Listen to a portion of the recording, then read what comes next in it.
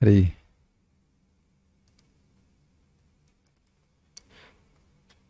Mic दीजिए इनको, कुछ गुजराती में बोलिए।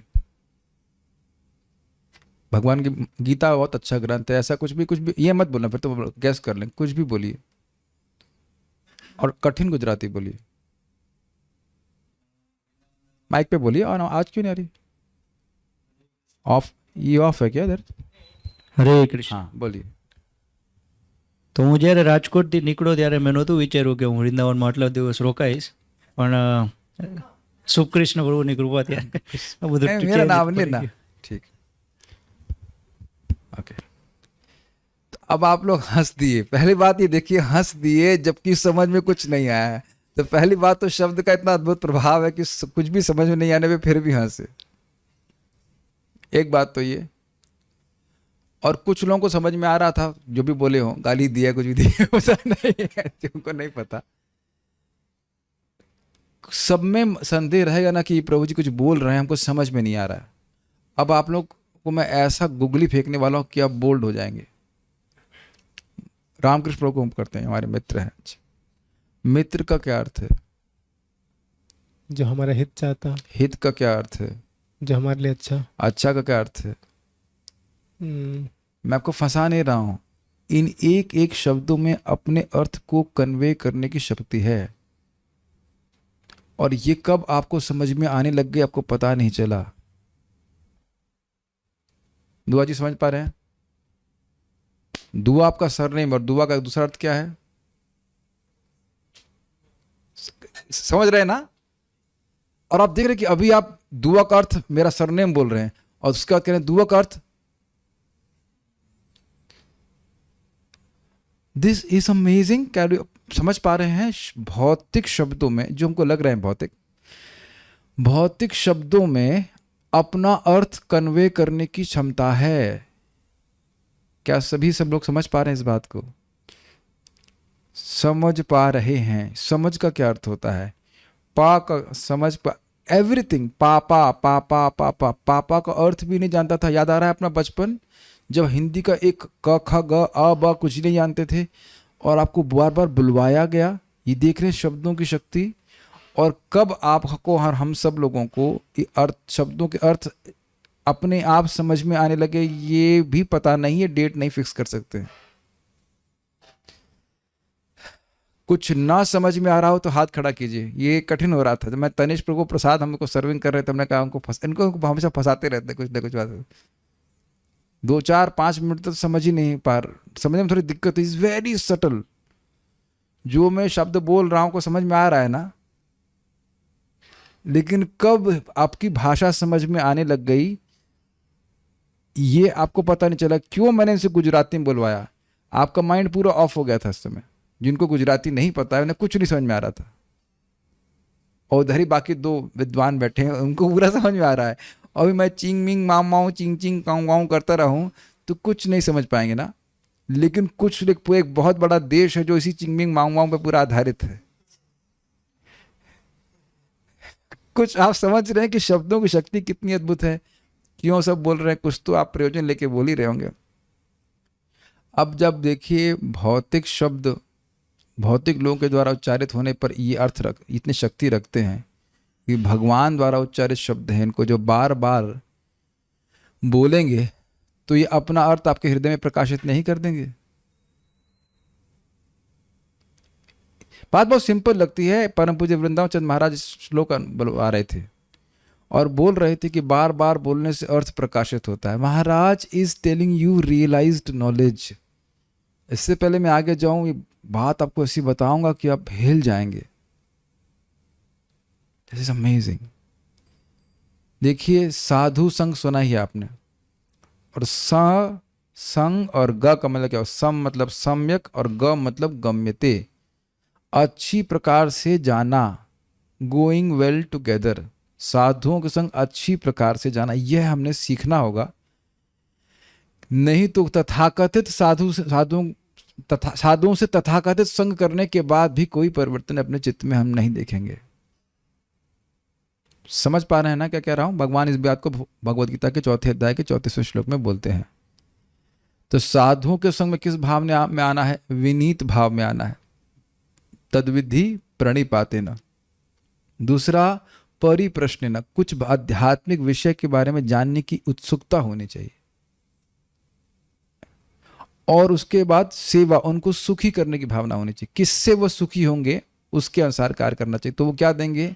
वो क्या देंगे जरा समझिए बात। ये तो आपने दे दिया उपहार में। उपहार में साधु क्या देगा जरा समझने का प्रयास कीजिए।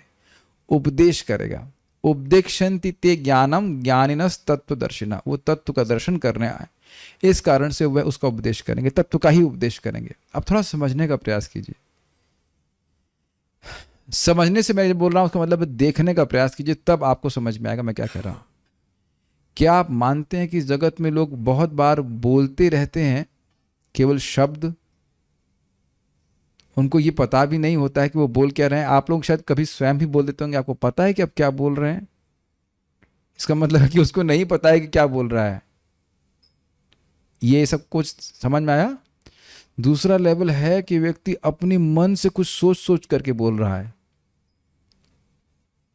अपने मन से कोई कथा, लाल भुजक्कड़ कुछ अपने मन से ही सोच लेता है और उसको बोलना शुरू कर देता है। ये समझ पा रहे हैं? उसको भी लोग मानने लगते हैं। मैं बहुत कथा नहीं सुनाना चाहता हूं, लेकिन आप शायद समझ रहे होंगे मेरी बात। समझ पा रहे हैं बात? अपने मन से लोग कुछ कविता वगैरह कुछ लिखना शुरू कर देते हैं और लोग उसको सुनने लग जाते हैं, जो उनकी मन की उपज है। लेकिन साधु लोग भगवान का भजन करते हैं और हृदय में जो रियलाइजेशंस हैं वह देते हैं उस भक्त को या जिस भी स्टूडेंट को, जो वो अनुभव कर रहे हैं भगवान की भक्ति करने के द्वारा। अब आप ये बताओ, क्या आप लोगों को कोई भी ज्ञान नहीं हुआ भक्ति करके? और आप किसी ना किसी के लिए तो सीनियर डिवोटी हैं कि नहीं? यस, ये है ही।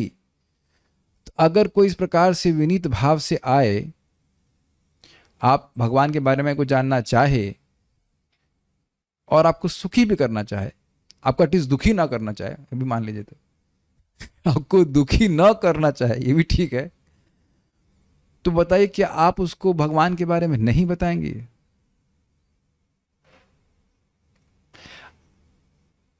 Make sense? ये एक साधु संग है, जब कैसे हमको अपने से श्रेष्ठतर भक्तों से संग करना चाहिए। We can't take them for granted and we must learn how to associate. दूसरा चीज था कि करना ही क्यों चाहिए।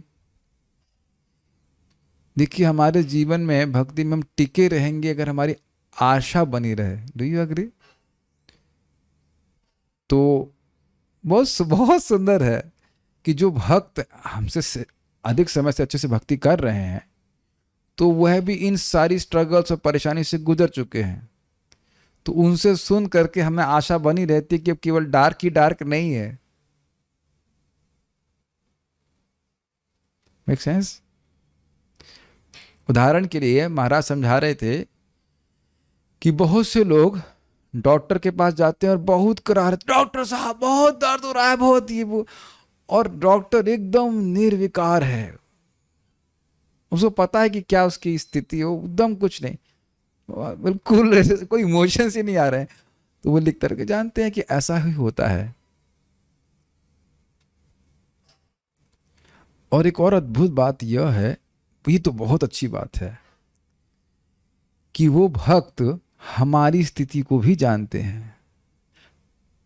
आप फिर अपने पे घटित कीजिए कि आपके सामने कोई नया व्यक्ति आए, उसको सीधे तो आप अब शरणागति के बारे में नहीं बता सकते ना। आपको भी कुछ जज करना ही होता है ना, कि उसका कितना सामर्थ्य समझने का, तब ना बता पाएंगे, तब तो कुछ बात समझेगा। Think about this things. देख रहे हैं, सही एटीट्यूड होने से व्यक्ति कितनी प्रगति कर सकता है। बहुत सारी बातें ऐसे बोल सकते हैं साधु संघ के ऊपर, लेकिन दिस टच कर रहे हैं खाली पॉइंट को, कि इस प्रकार से हम भगवान के भक्तों का संग करेंगे तो निश्चित रूप से लाभ होगा। और दूसरा बात अभी हमारे रामकृष्ण प्रभु ने शेयर करी, कितना सुंदर है कि भगवद गीता हमें क्यों सुननी चाहिए। तो ये देखिए, पहले ज़माने में जब भी पहला ज़माना था तो लड़कियों को बताया नहीं जाता था किससे शादी हो रही है। उनका सहज विश्वास होता था कि हमारे पिताजी जानते हैं कि हमारा भावी पति, मतलब जो भी पति है वो कौन है, उसके क्या गुण हैं, क्या वो हमारे योग्य है कि नहीं। सुनाई पड़ रहा है ना। तो जीवात्मा को पता नहीं कि भगवान कौन है, लेकिन शास्त्र इस प्रकार से बता रहा है कि ये कृष्ण भगवान है, ये तुम्हारे स्वामी, इनकी सेवा करके ही तुम सुखी हो जाओगे। और सेम श्लोक हम चैतन्य चरितामृत में पढ़ रहे हैं कि वेद रूपी माँ बोल रही है कि कृष्ण भगवान है, पुराण रूपी भैया भी बोल रहे हैं और श्रुति रूपी बहन भी बोल रही हैं। तो हम मान लेते हैं कि कृष्ण भगवान है। और जब अब समझ ही रहोगे कि एक बार में बात विश्वास नहीं होता, बारंबार सुनता है तो ये विश्वास होता है। और यही आज शाम को भी हम सुनने वाले हैं।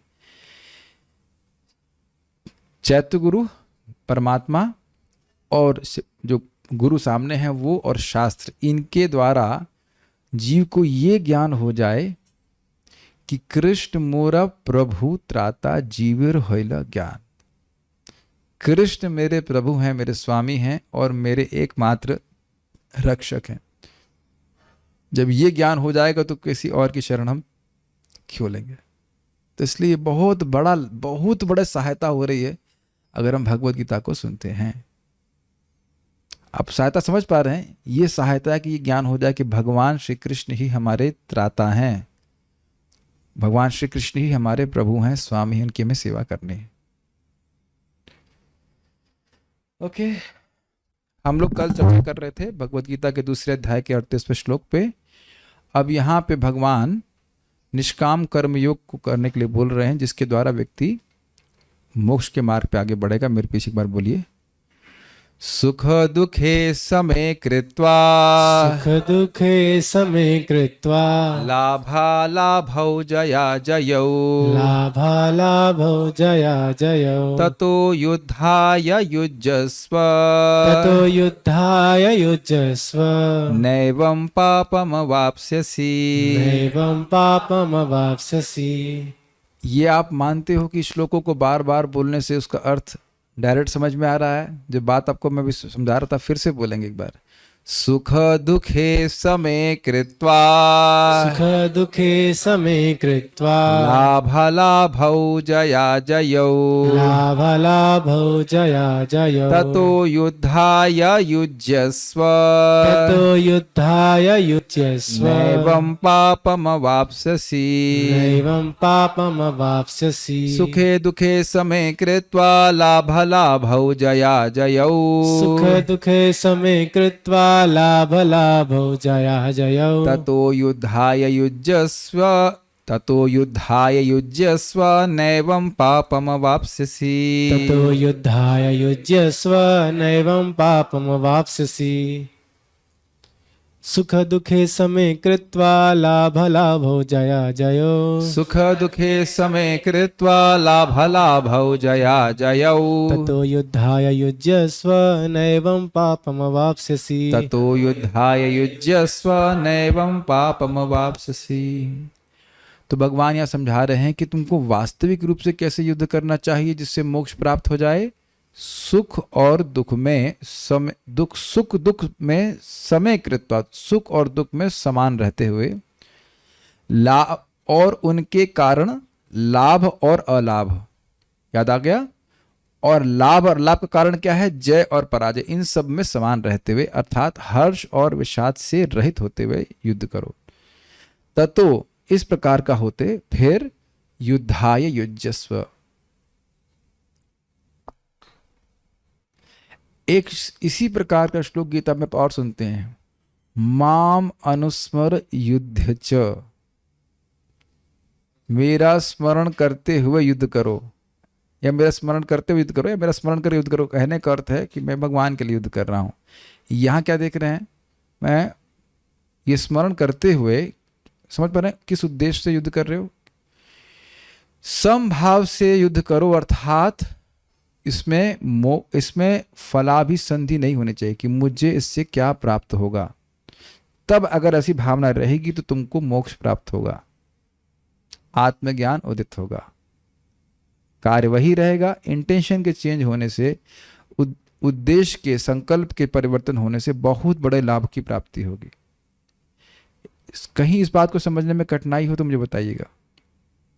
तो कह रहे हैं नैवम पापम वापसी, तुम निश्चित ही पाप को प्राप्त नहीं करोगे और निश्चित ही मोक्ष को प्राप्त करोगे, ये अर्थ है। इस प्रकार से तुमको युद्ध करना चाहिए। तो अगर कोई पूछे कि हम आत्मा हैं तो हमें क्या करना चाहिए, तो उत्तर क्या है? ऐसे कार्य करना चाहिए। अगर देह की बुद्धि में है तो हर सर्वशास्त्र से युक्त होके कार्य करेंगे। आत्मा के रूप में है तो भगवान के अंश हैं, जो अब स्वतंत्रता का भाव त्याग करके, इससे प्राप्त होने वाले भोगों की लालसा को, आशा को त्याग करके भगवान को प्रसन्न करने के लिए कार्य करना चाहिए, तो कभी पाप नहीं लगेगा। इस पे प्रभुपाद जी बहुत फोकस करेंगे। नैवम पापम अवाप्स्यसि, तुम्हें कभी पाप नहीं लगेगा।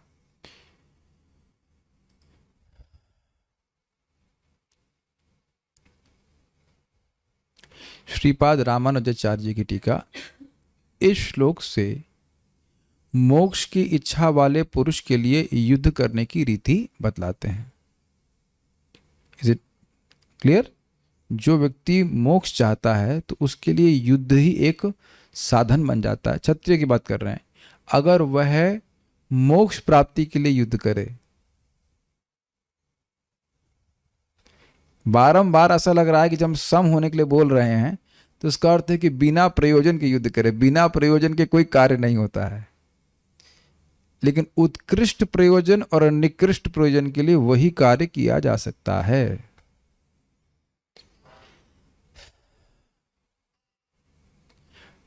फॉर उदाहरण के लिए रोटी बनाना, ये कारण हुआ।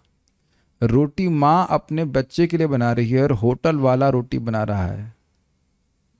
कुछ निकृष्ट और उत्कृष्ट प्रयोजन दिख रहा है? दो एक ही कार्य है कि नहीं? और अगर मैं अब ये कहूं कि होटल वाला भी आपको खुश करने के लिए रोटी बना रहा है और मां भी आपको खुश करने के लिए रोटी बना रही है, तो क्या यह बात मानेंगे या नहीं? नहीं, आप नहीं मानोगे बात। यहां तक भी समानता है। देख रहे हैं कितना सूक्ष्म है। होटल वाला भी चाहता है कि आप रोटी खा के खुश हो जाओ, और मां भी चाहती है कि बच्चा रोटी खा के खुश हो जाए। आगे और बड़े, फिर अंतर क्या है? आप लोग तुरंत समझ गए थे कि अंतर है। उसके बाद खुश होकर के मुझे कुछ दे, ये होटल वाला सोच रहा है। मानते हैं ना? और यह भी कि मैं दूं कम और ये दे मुझे ज्यादा, तो ये प्रेम है, ये बिजनेस है। दिस इज वेरी नाइस ना? और मां क्या सोच रही है? ये कुछ नहीं, बस ये मुस्का दे या उसके हृदय को संतुष्टि प्राप्त हो जाए। यही मां की सेवा की भावना होती है। और दोनों ही प्रतीक्षा कर रहे होते हैं कि हमें कब सेवा का मौका मिलेगा। लेकिन सेवा वास्तविक रूप में किसमें हुई? मां ने सेवा करी, दूसरे ने अपनी सेवा को बेच दिया। Is it I think very clear? तो ऐसा लगेगा कि मां बिना प्रयोजन के कार्य कर रही है। अरे उसे तो कुछ मिला ही नहीं, बच्चे ने तो कुछ दिया ही नहीं। तो आप समझ गए, जितनी बार माया सेवा कर रही है अपने बच्चे की, उतना और आसक्त होती जा रही है। वो उसके एटीट्यूड पे है। मैं अनुभव कर रहा हूं कि चीजें काफी सूक्ष्म होती हैं, तो शायद समझने में कठिनाई हो। My dear Zoom devotees who are at least visible to me, are you able to follow this? ये कार्य एक ही है, लेकिन किस उद्देश्य से कर रहे हैं उससे बहुत बड़ा फल का अंतर आ जा रहा है। ठीक है। आत्मा शरीर से भिन्न है। शरीर के समस्त स्वभावों से सर्वथा संपर्क शून्य है। शरीर के 6 आपने परिवर्तन सुने थे ना? जन्म लेना, वृद्धि होना, स्थिति, फिर उसके बाद परिणाम होना, और उसके बाद क्षय होना और मृत्यु। तो ये सारे स्वभाव जो हैं शरीर के, वह आत्मा को छू नहीं सकते। जब मैं सम हूं हर परिस्थिति में, तो ये जो मेरे सामने हर्ष और विषाद उपस्थित कराया जा रहा है, क्या ये एक मायक नहीं है? ये माया नहीं है?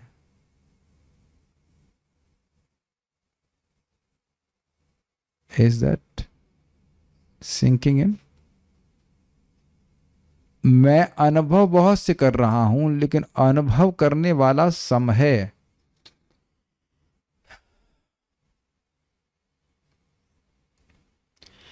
ये पहली बार बता रहा हूं ना ये बात, तो इसका अनुभव हो चुका है आपको पहले कभी? इसी क्लास में बताया जा रहा है कि अनुभव करने वाला आत्मा मैं वही हूं, वह परिवर्तन नहीं होता है, वो अलग अलग अनुभव कर रहा है। यही भगवान कह रहे हैं कि आत्मा की आश्चर्यजनकता है। अनुभव कर रहा है, तो अनुभव कर रहा है तो मतलब टच कर रहा है, टच नहीं कर रहा है लेकिन अनुभव कर रहा है। वो अनुभव कर रहा है लेकिन टच नहीं कर रहा उसको कोई वस्तु। अपनी चेतना के द्वारा आत्मा वस्तुओं का अनुभव कर रहा है, लेकिन आत्मा परिवर्तित नहीं हो रहा। मैं अनुभव कर रहा हूं, उस रूप में आत्मा परिवर्तित नहीं। तो जो मैं सम हूं, तो मैं सम में स्थित क्यों नहीं हो रहा? मैं सबको अलग अलग क्यों देख रहा हूं? वो तो केवल इंद्रियों का इंद्रिय विषयों से संपर्क है, जो मुझे सुख दुख लाभ अलाभ इत्यादि के द्वारा अनुभव हो रहा है। मेरा क्या लाभ है इस जगत में, और मेरा क्या नुकसान हुआ? I should reflect. देख रहे हैं कि धन से और अन्य वस्तुएं जो हमको प्राप्त होती हैं देह के द्वारा, या देह को जो प्राप्त हो रही हैं, उसका आत्मा से कोई संबंध होने के न होने के बाद भी हम उन्हीं से अपना संबंध मानते चल रहे हैं। ठीक है, तो देख लीजिएगा कितना सामर्थ्य है उनका अनर्थ सृष्टि करने में। तो कह रहे हैं आत्मा शरीर से भिन्न है, शरीर के समस्त स्वभावों से सर्वथा संपर्क शून्य है। बात आई थी इससे पहले भी कि अरे इतनी तपस्या करेंगे तो आत्मा मर नहीं जाएगी? तो कहते नहीं, अचेत यम दाह्यो यम अक्लेद दिशोष एवं नित्य सर्वगतः स्थान और अचलो यम सनातन। ठीक है, ये क्लियर हो गया लाइन। और वह नित्य है। इस प्रकार जानकर युद्ध में अवश्य होने वाले शस्त्र पातादि जनित सुख दुख, थोड़ा सा अब उन्हें सुख दुख के अर्थ अलग अलग लिए। हाँ, अब हाँ क्या कहना चाहते हैं पहले इसको हाँ क्या कहना चाहते हैं भाई? एक मन में आ जाएगा आपके बात कि भाई ये इतने सारे अर्थ हम कैसे ग्रहण करें। तो आप ये बताइए कि आलू की सब्जी केवल एक ही तरह से बनाती हैं आप लोग? अगर ये सब कठिनाई लग रही तो आलू की सब्जी में जीरे के अलावा किसी चीज का तड़का नहीं लगना चाहिए। This is dual standard. आलू की सब्जी कम से कम मैं समझता हूँ 6 तरीके तो बना ही लेंगे, वो सब समझ में आ रही है। आज जीरे का तड़का है, आज कड़ी पत्ते का तड़का है, आज मस्टर्ड सीड है, और ये है और वो उस तरह से। और यहाँ पे भगवत गीता के श्लोक को अगर 2-3 तरह से अर्थ आस्वादन किया जाए तो कोई कठिनाई है? वी वांट टू टेस्ट, और जैसे आचार्य ने किया है वो समझ रहे हैं। तो आपने पहले एक मोटा मोटा अर्थ समझा, सुख दुख का उसका कारण लाभ लाभ और उसका कारण जय पराजय। तो कह रहे क्या सुख दुख? तो जब युद्ध चल रहा है तो उसमें कुछ शस्त्र लगेंगे, किसी को शस्त्र चलाएंगे तो सुख सुख दुख मिलेगा ना। मारा बाण उसका होला। आप क्या समझ रहे हैं? अब जरा विचार कीजिए कैसा सुख मिला होगा। वो अब बाण लेके नागास्त्र लेके तैयार है, कर्ण मारो उसको, गर्दन में घुस जाए, या क्या कहते हैं उसके सर में लग जाए ऐसे करके। तो वो संकल्प है कि बड़ा सुखी है कि इसको बाण लगेगा। और अब जानते भगवान ने वो अपने पांव दबा दिए और घोड़े दब गए तो मुकुट से ऊपर गिर गया, तो उधर दुखी हो गया कि नहीं? तो ये सब चलेगा युद्ध में, क्षण क्षण पे कभी सुख मिलेगा कभी दुख मिलेगा। किसी को शास्त्र मार रहे हो, किसी को कभी आपको लग रहा है, ऐसे करके चलता रहेगा। तो इसमें सम रहो, अपना युद्ध का कर्तव्य करते रहो। तो कह रहे हैं शस्त्र पाद आदि जनित सुख दुख, ये क्लियर हुआ। और लाभ अलाभ क्या है? धन आदि पदार्थों की लाभ और हानि। युद्ध में चल रहे हैं ना, ये हो रहा है कि नहीं, और ये हमारा हाथी मर गया या हमारा ये नुकसान हो गया इत्यादि इत्यादि, ये तो युद्ध में चलेगा ही। और जय पराजयों में विकार रहित रहकर, युद्ध में सब चलता है, कभी हार रहे हैं कभी जीत रहा है, तथा स्वर्गादि की फलाभिसंधि से रहित होकर के। तो ये सारे चीजें तो ये इस जगत में अनुभव कर रहे हैं, शस्त्रपात, धन आदि का नुकसान इत्यादि, और जय पराजय।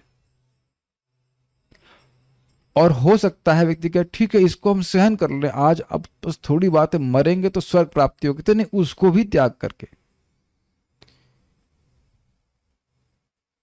कुछ समझ रहे हैं? ठीक है हम सहन कर लेंगे युद्ध को भाई, इस जगत में कुछ फायदा देख करके, तो नहीं, वो तो है, साथ ही साथ स्वर्ग की आसक्ति को भी त्याग करके। क्षत्रियों के लिए स्वर्ग की आसक्ति बहुत बड़ी बात है। इस जगत में खूब राज्य किए, बढ़िया मजे से रहे और मरे तो स्वर्ग प्राप्ति होगी, वहां तो और विपुल भोग प्राप्त होंगे। इसी की भगवान थोड़ा सा आशा दिखा रहे थे कि नहीं। तो कह रहे हैं स्वर्ग आदि की फलाभिसंधि से रहित होकर के, ये फल की फलाभिसंधि मतलब फल की इच्छा, केवल कर्तव्य बुद्धि से ही तू युद्ध का आरंभ कर। ठीक है, इस प्रकार करने पर तुझे पाप नहीं होगा। अभिप्राय यह है कि पाप दुख रूप संसार तुझे नहीं मिलेगा। अब पाप की व्याख्या क्या कर रहे हैं, ये जो जगत है यह तुमको प्राप्त नहीं होगा। अब क्लियर हो रहा है कि ये मोक्ष के बारे में कैसे बता रहे हैं, तू संसार बंधन से मुक्त हो जाएगा। नैवम पापम अवाप्स्यसि।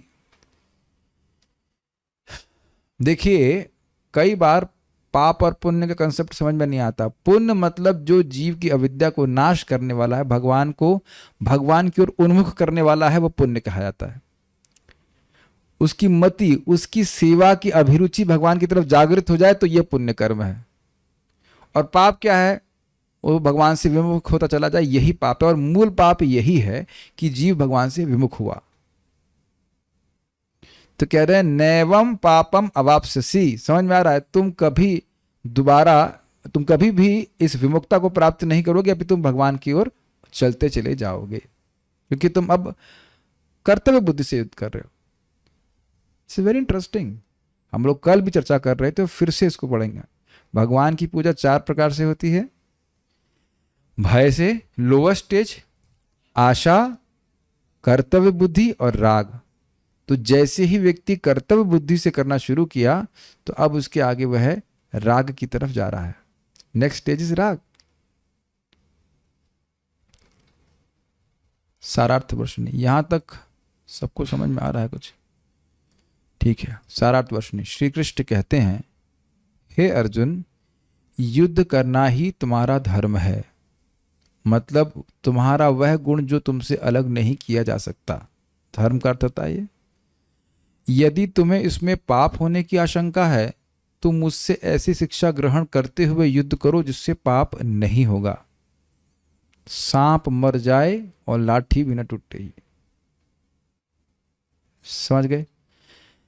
जय और पराजय के कारण क्रमशः राज्य लाभ और राज्य हानि होगी। राज्य लाभ और राज्य हानि के कारण क्रमशः सुख तथा दुख होंगे। अतः हे अर्जुन, विवेक द्वारा विवेचना करते हुए इन सबको समान जानकर तुम युद्ध करो।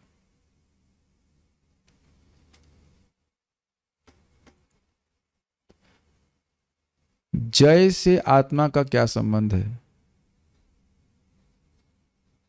कोई संबंध नहीं है। पराजय से क्या संबंध है?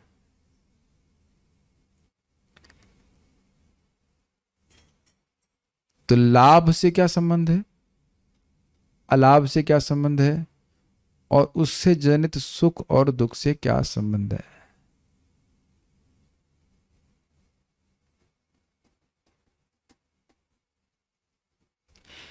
तो सभी परिस्थितियों में समता आ गई कि नहीं?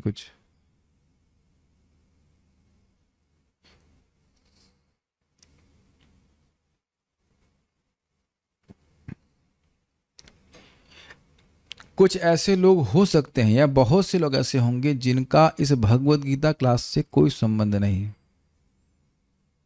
तो क्या क्या कारण है? उनको इंटरेस्ट ही नहीं उसमें, नॉन इंटरेस्टेड।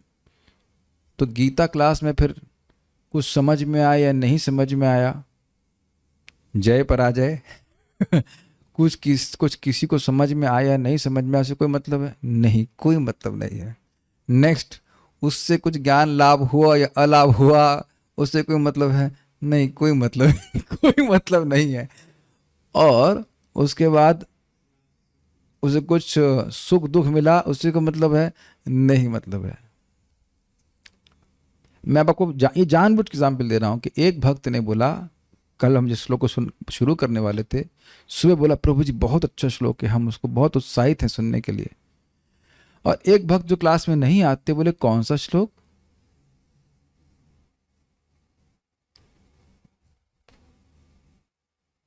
Catching it? वो सम है। कोई भी श्लोक चल रहा हो, अच्छा हो बुरा हो, उससे कोई मतलब नहीं। Distancing from the whole thing कि मेरा इससे कोई मतलब नहीं है, ये कहने का अर्थ है। पता नहीं इस तरह से समझाने में कितना समझ में आ रहा है, लेकिन आप समझ रहे हैं, हमारा उससे कोई मतलब। जैसे कि कोई कहे शेयर्स में आजकल क्या चल रहा है, जय वृंदा माता जी को पता ही होगा। हिरन भाई आप कुछ पता है इसका? सम है ना, भगवान भगवत गीता की बात ना समझ में आ रही तो शेयर्स की बात बिल्कुल समझ में आ रही। कहीं एक शेयर्स में कहीं ना कोई युद्ध चलता रहता है ना, कुछ कोई जीत रहा है कोई हार रहा है, तो हम लोग सम है कि नहीं? जय पराजय हमारा कोई मतलब नहीं, उससे लाभ अलाभ और उससे सुख दुख हो ही रहा है कि नहीं, हर क्षण किसी ना किसी कुछ हो रहा है, हमारा उससे कोई मतलब नहीं है। ये दिख रहा है कि आपको उससे कोई मतलब नहीं है। एक बार भी शेयर्स के नंबर आपके चित्त में जब करते हुए नहीं आए होंगे। हमको तो कोई भक्त नहीं बोला, जो लोग शेयर्स में नहीं लगे रहते हैं कोई मतलब नहीं। Make sense? तो ये खाली ये समझाने के लिए इनडिफरेंस समझाने के लिए बोल रहा हूं। लेकिन कोई कहेगा कि ठीक है इसमें तो लग रहा है कि व्यक्ति है ही नहीं इसलिए इंडिफरेंस, और होते हुए भी इंडिफरेंस हो सकता है क्या? होते हुए भी, उस क्रिया में होते हुए भी व्यक्ति इंडिफरेंस कैसे रहेगा? इंडिफरेंस की बात समझ में आ रही है, समता की बात समझ में आ रही है, क्योंकि उसमें प्रवृत्ति नहीं है। और उसमें प्रवृत्त होने के बाद भी हो तो यह कैसे हो सकता है?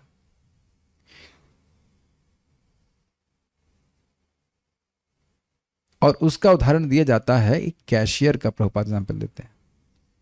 कैशियर बहुत सारे नोट गिनता है, तो उसमें प्रवृत्त है कि नहीं? लेकिन उससे किसी को धन दे रहा है तो ये सोच रहा है अरे अरे इतना करोड़ हमारे पास चला गया, और किसी से ले रहा है, जमा कर रहा है बैंक में, तो अरे वाह। अब तो मैं समझता हूं एक परफेक्ट एग्जाम्पल आप लोग के सामने प्रस्तुत हो रहा है, हर्ष और विषाद से रहित। और आप देखेंगे कैशियर्स आर कंप्लीटली इमोशनलेस।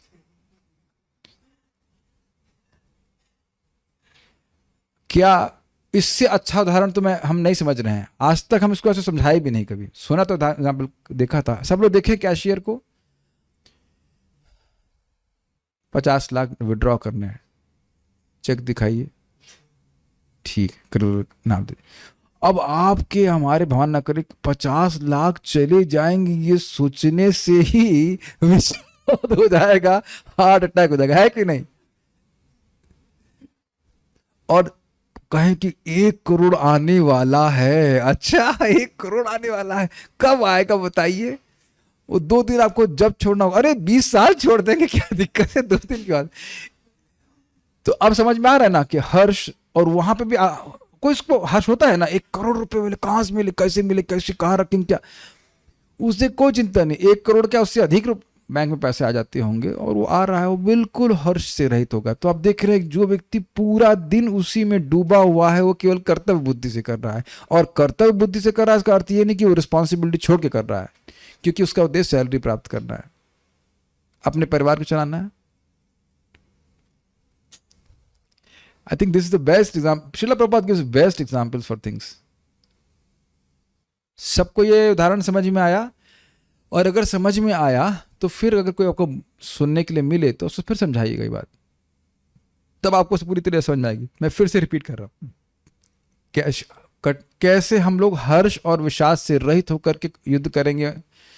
तो कैशियर, जो बैंक का कैशियर है, वो बहुत सारे पैसे आता है, वो एक बार भी नहीं मानता कि वो पैसे उसके हैं, उसका उस पैसे से कोई संबंध नहीं, ये सब पैसे बैंक के हैं, उस दूसरे व्यक्ति के, और बैंक के, हमारा से कोई मतलब नहीं। और जब कोई विड्रॉ करता है तो उससे हमारा कोई मतलब नहीं है, बैंक अपना जाने। हमारा काम है कि जितना पैसा है उसको दे दिया, जितना पैसा उसने दिया उसको हमने ग्रहण कर लिया। तो क्या आप इसमें देख रहे हैं कि पूरे उत्साह से वो दायित्व के संग कर रहा है, फलाभिसंधि से रहित होकर के। लेकिन इसका अर्थ यह नहीं कि उसे कोई फल नहीं चाहिए, उसे अपनी सैलरी चाहिए। बैंक वाले कहेंगे तुम तो कुछ खुशी प्रस्तुति नहीं कर रहे हो, इतना पैसा जा रहा है, तुम तो दुखी नहीं हो रहे हो। अगर मान लो, सोचिए, मान लो कैशियर इस तरह से पागल होता रहे दिन भर, सरकार क्या 50 लाख चले गए, सरकार सरकार 1 करोड़ आ गया, तो मैनेजर कहेगा तुम्हारा दिमाग खराब हो गया है, तुम्हारा इससे क्या संबंध है। क्या आप देख रहे हैं कि भगवान इसी प्रकार से डांट रहे हैं, तुम्हारा इससे क्या संबंध है इस शोक मोह इत्यादि से। I think things are getting clear now. इस प्रकार से तुम इस सम में सम रहो, इससे तुम्हारा कोई संबंध नहीं है, ये तुम्हारे द्वारा सृष्टि ही नहीं है। अब कुछ समझ में आ रहा है? ये थोड़ा समझने का प्रयास कीजिए।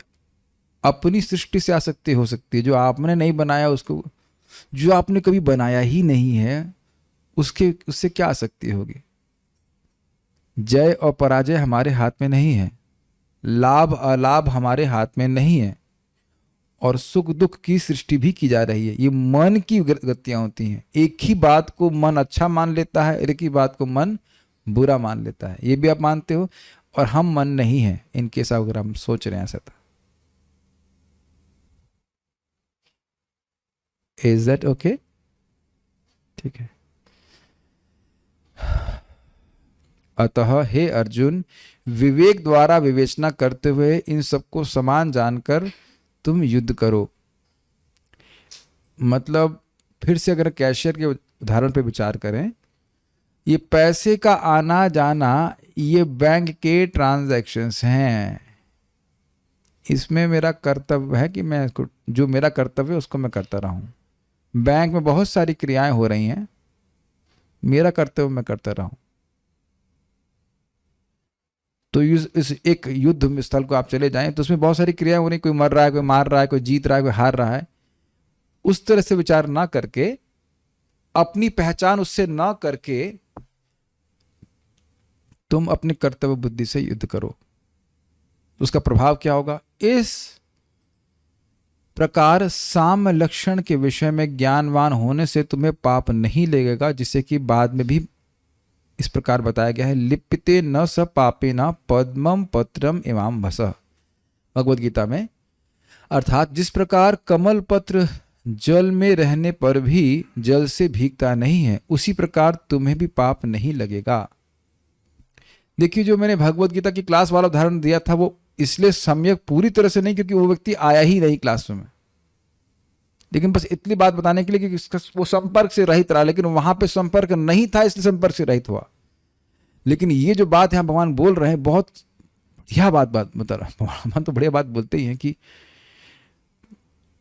कमल का पत्ता कीचड़ या पानी के ऊपर ही रहता है, लेकिन पानी कीचड़ के पानी कमल के पत्र के ऊपर नहीं रहता।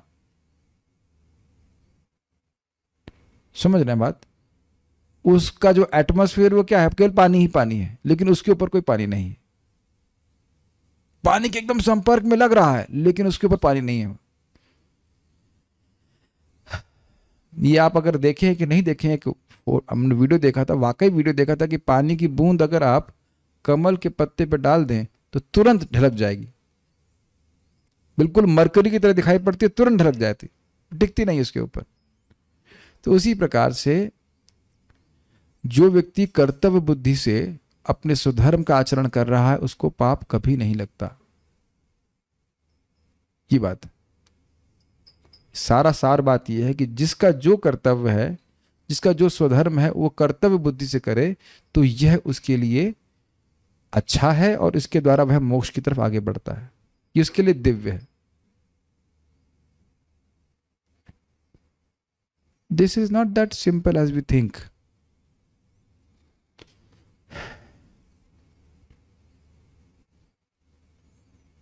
आप अपने अपने स्वधर्म के बारे में विचार कीजिएगा और फिर देखिए कि कर्तव्य बुद्धि को अप्लाई करना कैसे संभव होगा।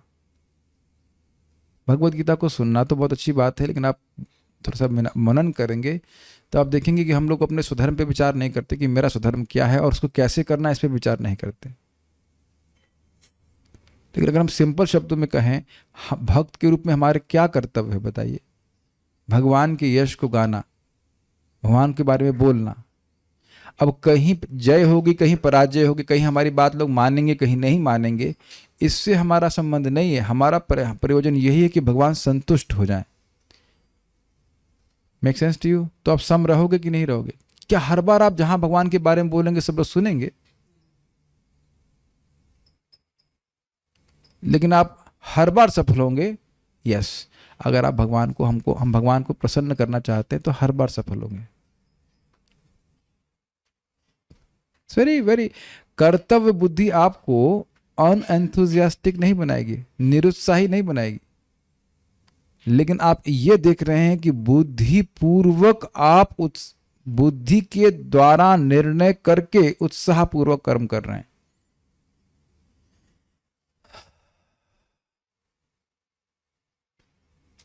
कि अगर मैं स्वर्ग की इच्छा और पृथ्वी के भोगों को प्राप्त करने की इच्छा से रहित होकर के स्वधर्म का पालन करता हूं, भजन करता हूं, किसी समझे, तो निश्चित मुझे कुछ इससे उच्चतर बात प्राप्त होगी और वो है मोक्ष की तरफ व्यक्ति बढ़ेगा आगे।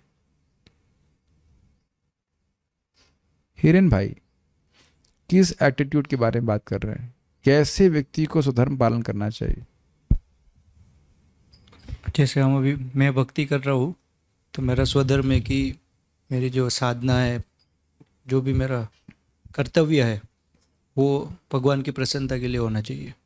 ठीक है। तो वो कोई भी परिस्थिति में स्थिर रह के करना चाहिए, लाभ हानि ना देख के, सुख दुख। कुछ कुछ ग्रहण कर पा रहे हैं? ये हमारी भक्ति के लिए बहुत इंपॉर्टेंट श्लोक है।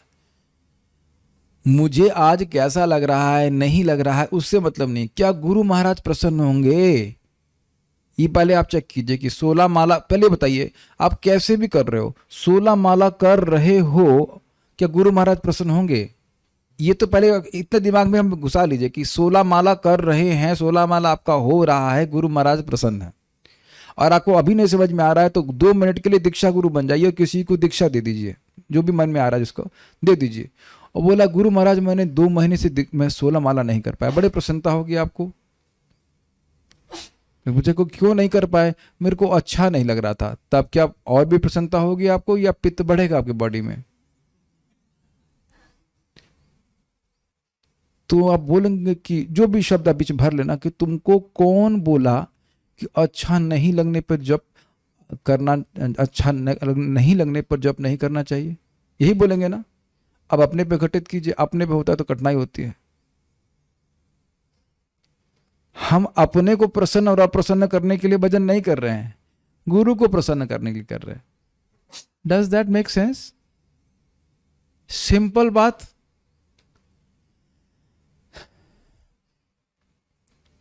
ओके। उसी प्रकार तुम्हें भी पाप नहीं लगेगा।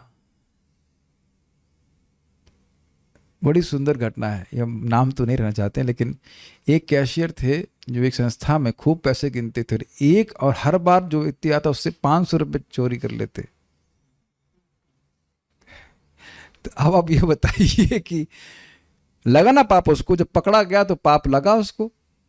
वही कैशियर 500 रुपये या 200 रुपये ऐसे ले ले तो उसको बहुत होगा। हम सच्ची घटना बता रहे हैं, सच्ची घटना बता रहे हैं। मेरे एक व्यक्ति थे, वो गए बैंक में और गलती से उसको शायद कुछ 2500 रुपये कुछ देने थे, तो गलती से कैशियर ने 25,000 रुपये उसको दे दिए थे और उसकी तो नौकरी चली जाती।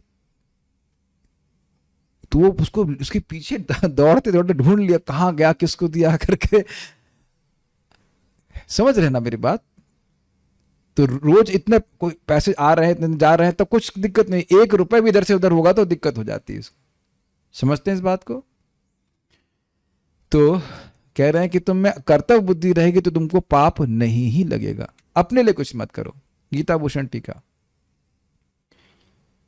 आपने श्लोक 33 और उसके बाद के श्लोकों द्वारा समझाया है कि मैं युद्ध ना करके पाप को प्राप्त करूंगा, क्योंकि मैं अपना कर्तव्य छोड़ दूंगा। अकीर्तिम चापि भूतानि इत्यादि बोला था, अकीर्ति प्राप्त होगी, स्वधर्म को त्यागोगे, स्वधर्मम अकीर्तिम हित्वा स्वधर्मम ततः स्वधर्मम कीर्तिम चा हित्वा पापम वापसी। तुम अगर इस युद्ध को नहीं करते हो मोह के कारण, तो स्वधर्म को त्यागोगे, अपनी कीर्ति को त्यागोगे और इस प्रकार से पाप को ही प्राप्त करोगे। लेकिन फिर भी मुझे युद्ध नहीं करना चाहिए, क्योंकि राज्य प्राप्त करने के लिए युद्ध में ब्राह्मणों और गुरुओं को मारने से पाप होगा। अगर उनका मान संशय है कि पाप लगेगा, तो कहते हैं ऐसा नहीं है।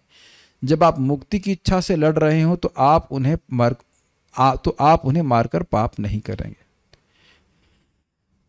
मैं फिर से रिपीट कर रहा हूं कि मोक्ष की इच्छा भी एक इच्छा है। धर्म अर्थ काम के बाहर भी मोक्ष की इच्छा से भी धर्म किया जा सकता है। Is that okay? और जब उसके लिए किया जाएगा तो उसके लिए ही किया जाएगा तो मोक्ष की प्राप्ति कराएगा। स्वधर्म काम से भी किया जा सकता है, काम प्राप्ति की इच्छा से, और लोग वैसे ही करते ही हैं भौतिक आशा प्राप्त करने के लिए, भौतिक लाभ प्राप्त करने के लिए। उसको छोड़ करके भी उससे एक श्रेष्ठ पुरुषार्थ है, और वो है मोक्ष। मोक्ष के बहुत व्यापक अर्थ है, लेकिन एक लिबरेशन के बारे में बात करना है।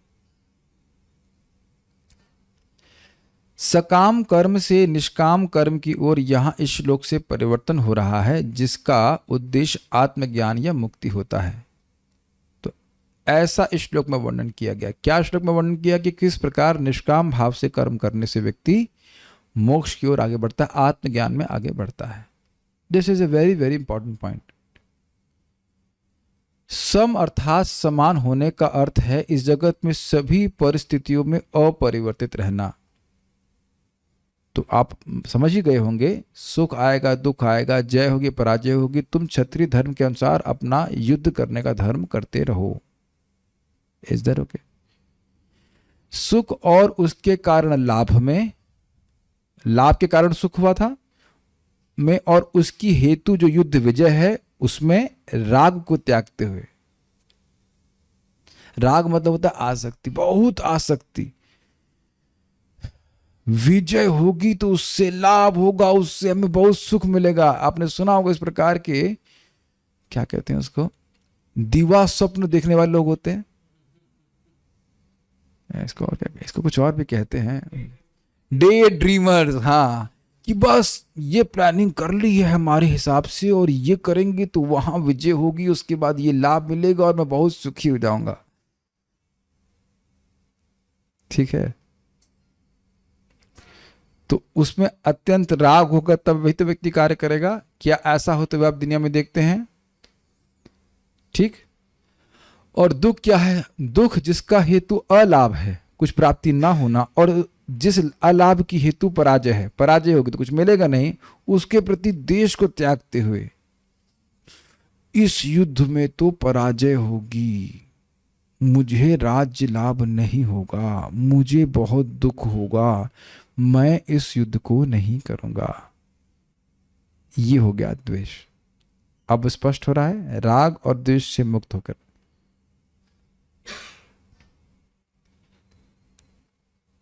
इस प्रकार निर्विकार चित्त से युद्ध करो। ये समझ में आ रहा है? राग और द्वेष। देखिए, इस जगत में हम लोगों को इन्हीं दो कारणों से कार्य करने का अभ्यास है। जो इंद्रियों को अच्छा लगता है उसको करने में बहुत उत्साहित होते हैं, और जो इंद्रियों को नहीं अच्छा लगता उसके प्रति एकदम द्वेष होता है, उसको बिल्कुल नहीं करना चाहते हैं। सब लोग समझ पा रहे हैं? बहुत कठिन हो रहा है? Is it okay? सुबह उठो। क्यों उठें? को बहुत ठंडा लगता है। सुबह 3 बजे उठ करके अगर तुम 5 बजे तक पहुंच गए तो वहां तुमको 1 लाख रुपए मिलेंगे। अच्छा लगता है सब बटने में? बहुत अच्छा लगता है। आपने अच्छी बात बताई, मान गए? एकादशी में रात्रि जागरण ना करे, लेकिन प्रेमिका से बात करते हुए पूरी रात बिता देगा। और अगर उससे पूछो कि एकादशी में पूरी रात जगने का क्या लाभ है, पूछो अगर जगो तो कहेगा, पहला चीज पूछो क्या लाभ है इसका, इससे क्या फायदा होगा, और तुम जो बात किए उससे क्या लाभ हो गया। देख रहे हैं कि इंद्रियों के प्रति राग से व्यक्ति क्या क्या बात करता है। हम एक बहुत ही स्ट्रांग एग्जाम्पल दे रहे हैं क्योंकि बात थोड़ा समझ में है कि राग कितना खींच देता है व्यक्ति को। नहीं रख रहे रात रात रात भर, बताइए। हम लोग देखे थे आईटी में, हम लोग देखे मंगल आरती जा रहे थे, हमारे मित्र लोग भी मंगल आरती अटेंड करने के लिए नहीं आ रहे हैं, वो क्या कर रहे थे समझ ही रहे हैं आप लोग, सिगरेट वगैरह पी करके आ रहे थे लौट रहे। तो रात्रि जागरण के बहुत से ये दिख रहा है कि राग के कारण व्यक्ति कुछ भी करेगा। एवरेस्ट पे क्यों चढ़ेगा, यही ना कि कुछ लोग उसे कुछ समय देख लें, और अद्भुत बात है कि उसको देखने वाले वहां कोई उपस्थित नहीं है सिवाय 2 या 3 लोगों के। कभी सोचा है आपने? सोचने वाली बात है। वो खाली फोटो भेज देगा और यहाँ लोग खुश, ये सबसे पहले हिमालय पे चढ़ने वाले मूर्ख यही थे। ये शब्द मूर्ख भूल जाते हैं, लेकिन वो उनको सुनाई नहीं पड़ता। सबसे पहले हिमालय पे कौन अगर पूछा जाए, प्रश्न हो जी के का कि हिमालय पे सबसे पहले कौन सा मूर्ख चढ़ा, तो कोई उत्तर नहीं देना चाहेगा ना, क्योंकि कोई लाभ नहीं हुआ ना। क्या हिमालय दब गया, छोटा, कुछ भी नहीं हुआ, लेकिन राग के कारण कर रहा है। बहुत डेंजरस है ये। और यही बात द्वेष में होती, हमको बिल्कुल पसंद नहीं है। आगे बलदेव विद्याभूषण बात कहते हैं, दूसरों की पत्नी से बात मत करो। तो अब इसके प्रति राग है तो इसको छोड़ेगा नहीं, नहीं क्यों नहीं करे। और साधुओं का संग करो, उसके प्रति द्वेष है। साधु क्या करेंगे, दाढ़ी वाले, इनसे क्या बात करनी है हमको। देख रहे हैं कैसे मन की प्रवृत्ति होती है। और आपने अपने मन को देखा है, हम सभी के मन में एक रेजिस्टेंस रहता है शास्त्र के आगे बोला, क्यों करें क्यों करें क्यों करें, जो मन में आएगा करेंगे इत्यादि। मन इस प्रकार का रेबेलियस रहता है ना, ठीक है। तो कह रहे हैं दोनों ही बात में, मन चाहे कुछ भी बोले, तुम निर्विकार चित्त लगा करके एकदम कि भाई मेरा इससे कोई संबंध, तुम युद्ध करो, युद्ध करके तुम्हारी शुद्धिकरण हो जाएगा। It is very nice concept. और ये बारंबार आपको समझ में आएगा, बार बार सुनेंगे तो समझ में आ जाएगा। आप युद्ध में प्रवृत्त हों क्योंकि ये आपका कर्तव्य है, आपके लिए करना है, करना चाहिए। एक योद्धा के रूप में आप मुक्ति की इच्छा के कारण उन्हें मारने पर भी पाप को प्राप्त नहीं होंगे। जो भौतिक परिणामों की लालसा से लड़ता है वह पाप करता है, लेकिन जो सच्चा ज्ञान प्राप्त करना चाहता है वह पुरातन अर्जित अनंत पापों को नष्ट कर देता है। स्पष्ट समझ में आया?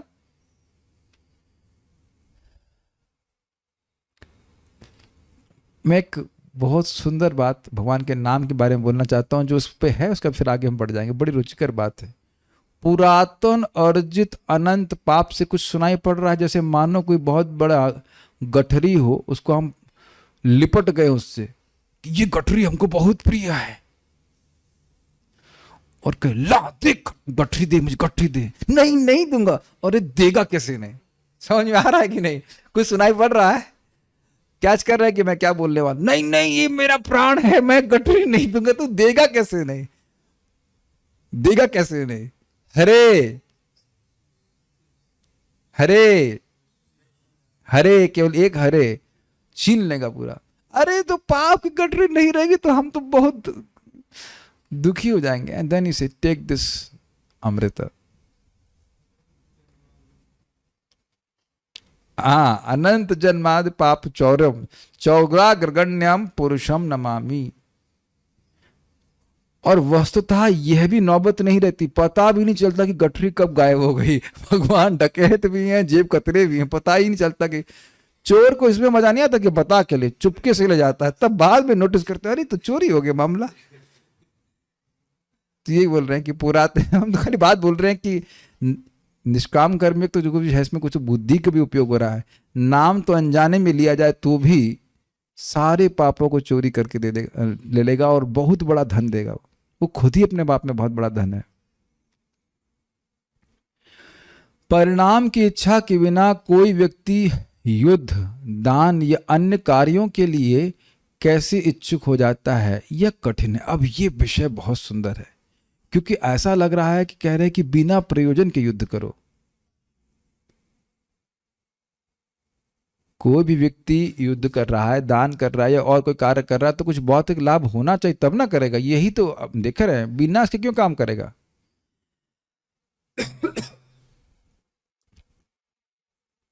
कई बार मुझे नटवर प्रभु कॉर्नर करने का प्रयास किए। प्रभु जी आप ये बताइए करना क्या चाहते हैं, एक बताइए आप बात, एक चीज बताइए। आप गुस्से में हो जाए, बहुत गुस्से, एक चीज बताइए। आप ये पैसा कमाना चाहते हैं कि सेवा करना चाहते हैं? पैसा कमाना चाहते हैं कि सेवा करना चाहते हैं? वो सुनना चाहते हैं कि पैसा कमाना चाहता हूं। तो मैंने कहा मैं सेवा करना चाहता हूं।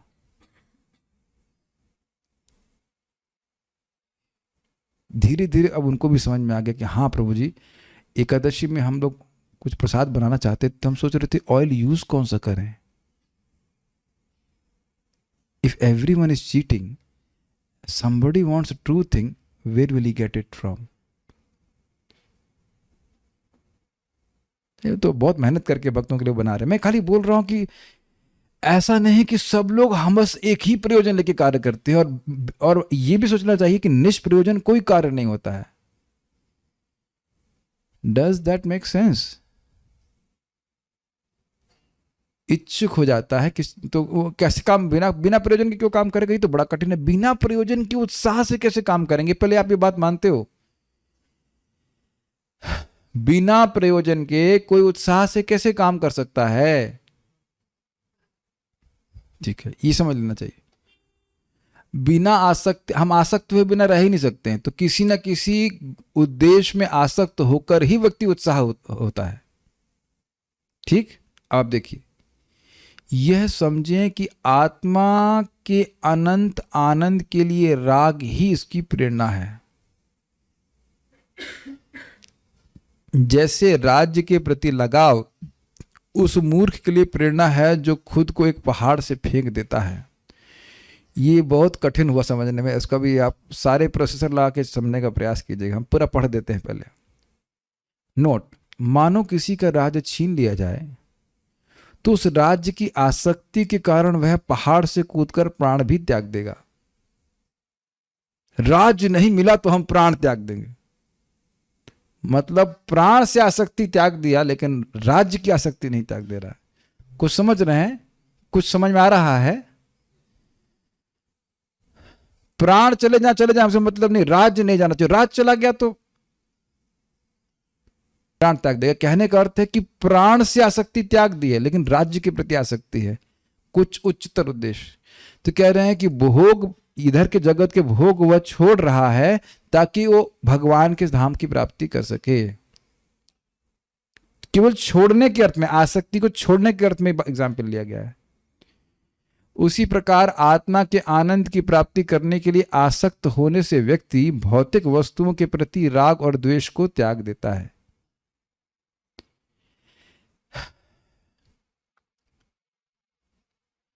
देखिए, इस पे एक साधु बहुत अच्छी तरह से बोल रहे थे। मैं यहां के भोग त्याग रहा हूं इस बिना किसी प्रयोजन के नहीं। वो बहुत विरक्त हैं, तो वो कह रहे हैं कि मैं इस भौतिक जगत के भोगों को त्याग रहा हूं बिना किसी प्रयोजन के नहीं। वो आगे बहुत बड़ा सुख मिलने वाला है, इस कारण से यहां के भोगों को त्याग रहा हूं।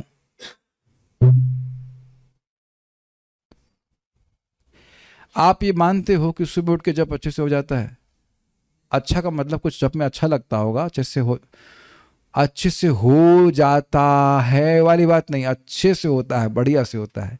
तो अब अगर आप जब के उत्कृष्ट सुख पे नजर न रखें तो नींद के सुख को त्यागेंगे। आप देखिए, सुबह अलार्म क्यों लगाते हैं? क्यों लगाते हैं? सोना अच्छा लगता है और उठने के प्रति द्वेष है। ये राग और द्वेष आप लोग शायद समझ नहीं पा रहे। एग्जाम्पल में कुछ और नहीं आ रहा, समझ में आ रहा? सोने के प्रति राग है और उठने के प्रति द्वेष है, तो दोनों को त्याग करके जब के सुखिली के को प्राप्त करने के लिए आप उठ जाते हैं। अब तो समझ में आ रहा है? कितने बजे उठने की बात कर रहे हैं आप? 3, साढ़े 3, 4 बजे सुबह। राग और द्वेष दोनों को त्याग रहे कि नहीं, ये समझ में आ रहा है कि नहीं? किसके पीछे, कौन से राग? थोड़ा और सोलने, अभी तृप्त नहीं हुए, इसी को राग कहते हैं। अभी तृप्ति नहीं हुई, अभी देह में थोड़ा दर्द हो रहा है। आज मैं सुबह जब उठने के लिए प्रस्तुत हुआ तो हमने कहा ये देह का दर्द तो कल भी था, ये देह ही एक दर्द है, इसको क्या कब तक सुनेंगे। और अमेजिंग था, जैसे उठ गया हाफ तब ठीक था, तब जाने लायक हो गया। तो ये आप लोग को भी होता होगा, देह में दर्द शुरू हो जाता होगा। स्पेशली ये देह का दर्द जो है ये मोटा मोटी 3:30, 4 बजे शुरू हो जाता। तो लोगों को बड़ी भारी लगती है ना, मान रहे ना? तो वहां आपने राग और द्वेष दोनों को त्यागा कि नहीं? क्योंकि देखिए अगर जहां राग है वहां पे द्वेष भी है, तो दोनों को त्यागा। किस चीज में राग त्याग दिया? और थोड़ा सोल लें। और किसके प्रति द्वेष त्याग दिया? उठने के प्रति। जो नहीं करना चाहिए उसके प्रति राग को त्यागा, और जो करना चाहिए उसके प्रति द्वेष को त्यागा। किस लिए? ताकि एक उच्चतर सुख मिल पाए। मैं तो समझ रहा हूं आप समझ में आ गया होगा, और नहीं तो कल सुबह आप स्मरण करना 3:30 बजे। Is that okay? और दुनिया में ऐसे आप मानते हो कि बहुत से लोग ऐसे हैं जिनको यही नहीं पता होगा कि मंगल आरती में सुबह उठ स्नान आदि करके जाने का सुख क्या है। तो वो अगर सुबह उठेंगे भी तो वो सुबह उठ रहे हैं, कुछ भी काम कर रहे हैं, तो उसका उद्देश्य केवल इंद्रिय तृप्ति है, उससे अधिक वो सोच नहीं सकते।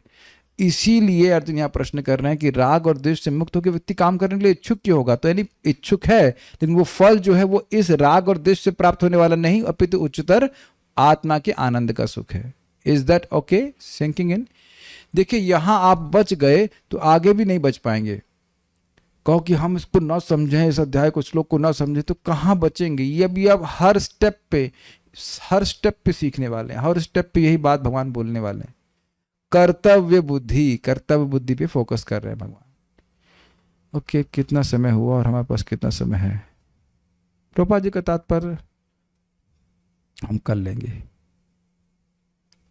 वैसे तात्पर्य तो बहुत छोटा सा है, पूरा कर लेते हैं, फिर वो छूट जाएगा, है ना? तात्पर्य कर लेते हैं। जब भगवान कृष्ण प्रत्यक्ष रूप से कहते हैं कि अर्जुन को युद्ध के लिए युद्ध करना चाहिए क्योंकि ये उनकी इच्छा है, अब तो एकदम स्पष्ट हो गया है। युद्ध के लिए युद्ध करना चाहिए, तो इससे क्या सूचित हो रहा है भाई?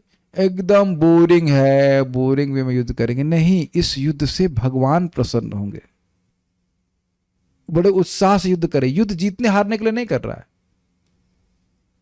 Is that okay? कृष्ण भावनामृत के कार्यों में सुख या दुख, हानि या लाभ, जय या पराजय को कोई महत्व नहीं दिया जाता।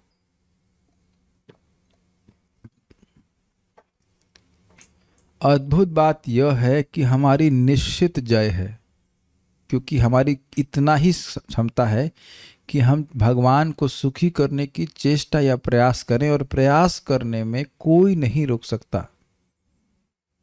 आप मेरी मान लो इस क्लास में आते हो, तो क्लास को समझ पाओगे या नहीं समझ पाओगे ये अलग बात है, लेकिन समझने का प्रयास करने में कोई नहीं रोक सकता।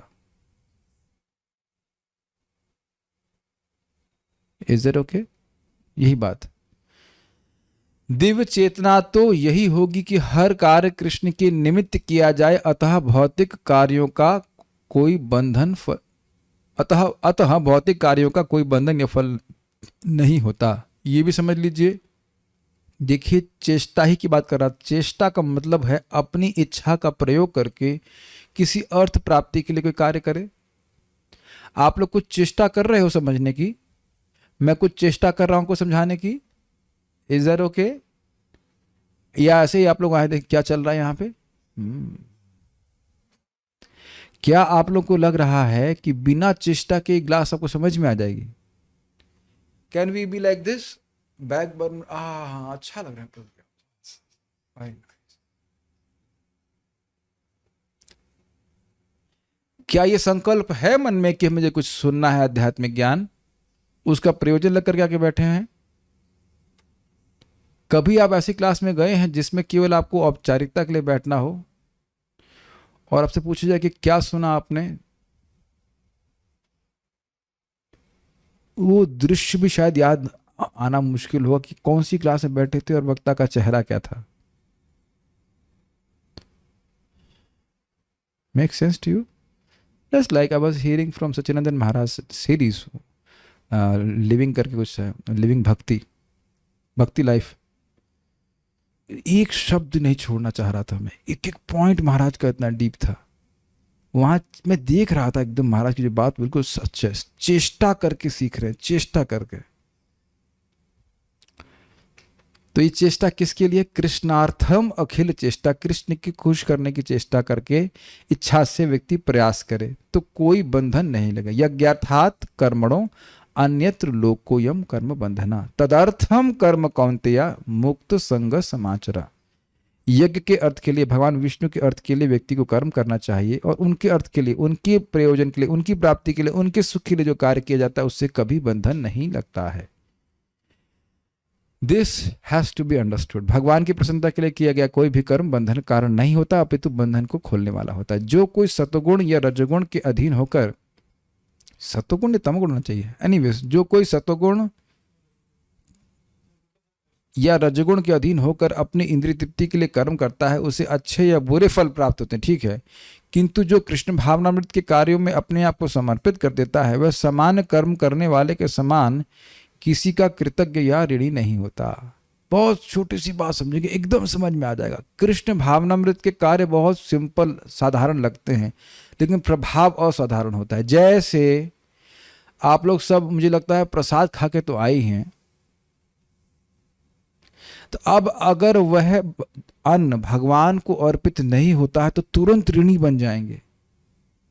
उसमें बहुत लोगों का योगदान है कि नहीं, किसान का है, जो धन है किसी का लगा, और उसमें पेड़ पौधे जो, सबका ऋण लग जाएगा। वही अब जब भगवान को अर्पित कर देते तो किसी का कोई ऋण नहीं लगता। This is a magical, this is not magical.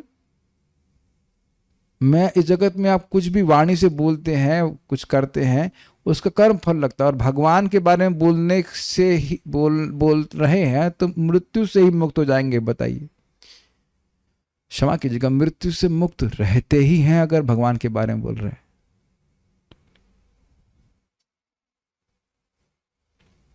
बहुत प्रसिद्ध श्लोक है भागवत का, इस पर तो एक पूरा अध्याय अलग से, सॉरी, क्लास होना चाहिए, फिर भी हम प्रयास करेंगे बताने का। भागवत में कहा गया है, देवर्षि भूताप्त नृणाम पितृणाम न किंकरो नायम ऋणी च राजन सर्वात्मयः शरणं शरण्यं गतो मुकुंदम परिहृत्य कर्तुम।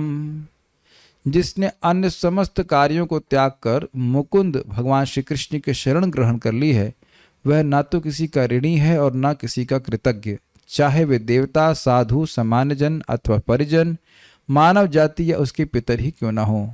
इस श्लोक में कृष्ण ने अर्जुन को अप्रत्यक्ष रूप से इसी का संकेत किया है। क्या संकेत किया है? कि तुमको मेरी प्रसन्नता के लिए करना चाहिए युद्ध। इसकी व्याख्या अगले श्लोकों में और भी स्पष्टता से की जाएगी। तो ये एक छोटी सी बात समझने का प्रयास कीजिए कि जब व्यक्ति जगत में आता है उस पर बहुत से लोगों का ऋण होता है, देवताओं का, ऋषियों का, अन्य जीवों का, गाय आदि का, जो हम लोग का दूध, उनका दूध पीते हैं। उसके बाद मनुष्यों का, बहुत से लोग उसकी सेवा लेते हैं। पितरों का पितृण होता है, बहुत सारे आदमी यज्ञ करता है। ना किंकरो नायम ऋणी चनाय, इनका सेवक, इनका ऋणी व्यक्ति नहीं रहता। हे राजन, अर्थात परीक्षित महाराज, इस बात को आप समझते हो। कौन? सर्वात्मा यह शरणम शरण्यम। सर्वात्मा, सर्वात्मा मतलब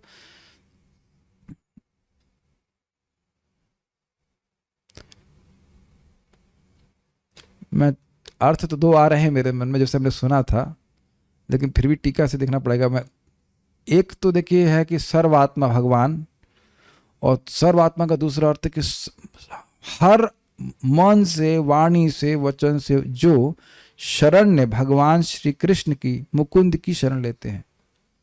और मुकुंद शब्द बड़ा विशेष है। जो मुक्ति के सुख को भी कुत्सित करते हैं, जो मुक्ति प्रदान करने वाले हैं। और आप देख रहे हैं कि श्लोक में मुक्ति का आशय दिया जा रहा है। देवताओं के ऋण से मुक्ति, ऋषि के ऋण से मुक्ति, भूत और जीवों के ऋण से मुक्ति प्रदान करने वाले भगवान मुकुंद की शरण में जाता है। परिहृत्य कर्तुम, आपने कर्मों को छोड़ते हुए, और एक अर्थ लिखते हैं कि कर्तापन के भाव को छोड़ते हुए, क्योंकि जैसे ही व्यक्ति सोचेगा कि मैं करता हूं तो ये मानेगा कि मैं भोगता भी हूं, जो मैंने काम किया है तो मैं उसे भोगूंगा ना। करने वाले सब कुछ भगवान है। बस एक बात थोड़ा समझने का प्रयास कीजिए। शेयर्स की बात करते हैं, अरे शेयर्स की बात कर, शेयर्स की बात, परम पूज्य वृंदावन चंद महाराज समझा रहे थे कि शेयर्स में या किसी भी कार्य में जिस व्यक्ति का जितना इन्वेस्टमेंट होता है उसको उस लाभ, बिजनेस से उतना लाभ दिया जाना चाहिए। ऐसा कुछ होता है। 80% मान लीजिए किसी के शेयर हैं, तो जो मान लीजिए उसे जो कहीं पैसे लगाए गए हैं उससे तो 80% होता है, तो जिसके 100% है उसको तो सारा लाभ तो उसी को प्राप्त होना चाहिए ना। कुछ है ना सोचने वाली बात। तो भगवान से ही सब कुछ उधार लेकर काम कर रहे हैं हम लोग, चाहे हवा हो, चाहे पानी हो, चाहे बुद्धि हो, सब कुछ। तो जो कोई भी कार्य हो रहा है वो इन्हीं वस्तुओं को लेकर हो रहा है, तो उसका फल भगवान के अलावा किसको जाना चाहिए। समझ में आ रहा है। मैं स्वतंत्र करता नहीं हूं और बाकी सारी वस्तु भी भगवान की हैं, तो जो कुछ भी मैं कर रहा हूं भगवान की प्रसन्नता के लिए करूं, और जो भी फल है वो भगवान को अर्पित कर दूं।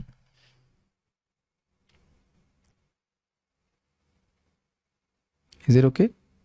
और ऐसा करने से आत्मज्ञान बढ़ जाता है कि मैं या वर्धित होता है हृदय में। This is very very important. Okay, तो प्रयास कीजिएगा। सुनने में बहुत आसान लगता है लेकिन व्यक्ति के लिए कठिन होता है इस चीज़ों को करना, क्योंकि हर जगह दिखता है कि मैं करने वाला हूं तो उसका लाभ मुझे क्यों ना प्राप्त हो। But we can start with doing something in that manner. किसी का भी कृतज्ञ भी ना हो। कृतज्ञ शब्द है इसमें। सेवक न रहे।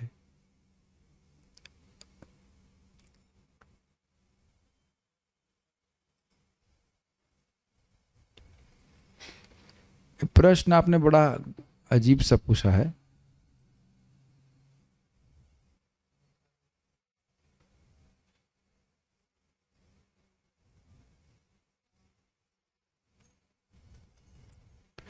ये प्रश्न बड़ा गंभीर है।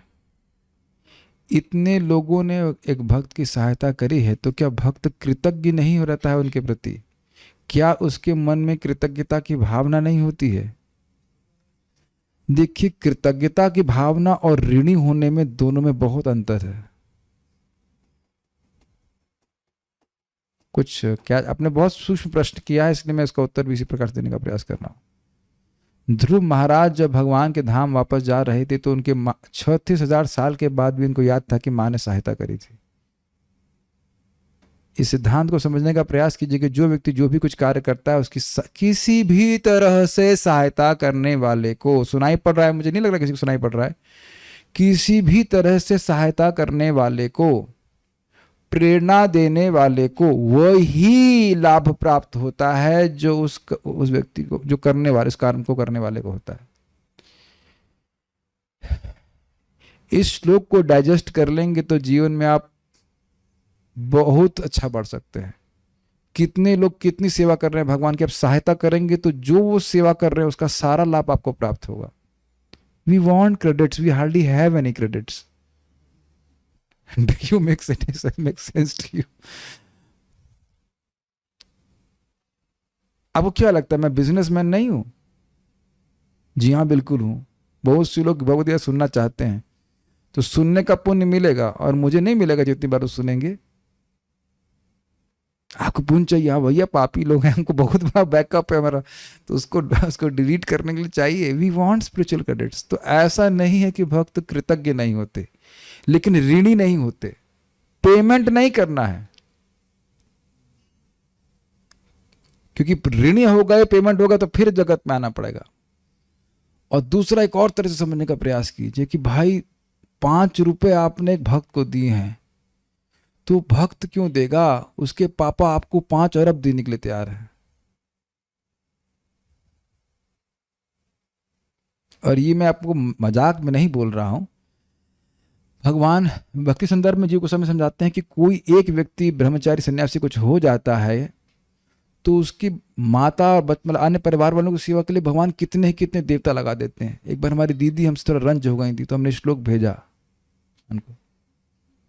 वो खुश है, वो तो कोई दिक्कत नहीं, लेकिन एक समय में वो रंज हो गई थी, क्या तुम घर का माँ का ध्यान नहीं रखते, ये इत्यादि इत्यादि। श्लोक भेजा। कई बार ये प्रश्न आएगा ना कि कोई ब्रह्मचारी बन जाएगा तो उसका माता का क्या होगा, ये क्या होगा। तो ऐसा नहीं कि भगवान उनका ध्यान नहीं रखेंगे, बहुत अच्छे से ध्यान रखने वाले हैं। अरे आप अभी भी नहीं समझ पा रहे, इस जगत में कोई व्यक्ति आपके लिए कुछ अच्छा कर दे और आप बड़े समर्थ व्यक्ति हो तो क्या आपकी माँ में कुछ परेशानी है? अच्छा वो जरा व्यवस्था कर देना उनके लिए। क्या इस जगत में आप ऐसा करते हुए नहीं देखते हैं? बताइए। तो जहर जिसने समझ लिया कि कृष्ण मेरे एकमात्र प्रभु हैं, त्राता, उनकी मुझे सेवा करनी है, तो किसी का ऋणी नहीं रहता। लेकिन आप ये बताइए कि अब इससे ऐसा प्रतीत हो रहा है कि उसे किसी से मतलब नहीं है ना? लेकिन एक परिवार को छोड़ करके कार्य कर रहा है और कि पूरा विश्व उसके लिए परिवार नहीं बन जाता। प्रभुपाद जी नहीं किए, बताइए, पूरे विश्व के हित नहीं किए हैं। ये प्रभुपाद जी के तात्पर्य हम इसीलिए पढ़ रहे हैं कि प्रभुपाद जी संन्यास लेकर के सेवा किए पूरे जगत की, लेकिन बाध्यता नहीं है उसकी। कृतज्ञ होने का अलग बात है, लेकिन बाध्यता नहीं है। ध्रुव महाराज अपनी मां के बारे में स्मरण किए तो बाध्यता नहीं थी कि स्मरण नहीं करोगे तो तुम अब वैकुंठ नहीं जा सकते। एक बात हम उसको बोल करके फिर शब्द क्वेश्चन आंसर पे आ जाएंगे। बहुत अच्छा एक भक्त बोल रहे थे कि हमें भगवान के धाम जाने के लिए सबसे आसान तरीका यह है कि शुद्ध भक्त के हृदय में थोड़ा सा स्पेस मिल जाए। That's an amazing statement. नहीं प्रत्यक्ष दिख रहा है ना कि ध्रुव महाराज की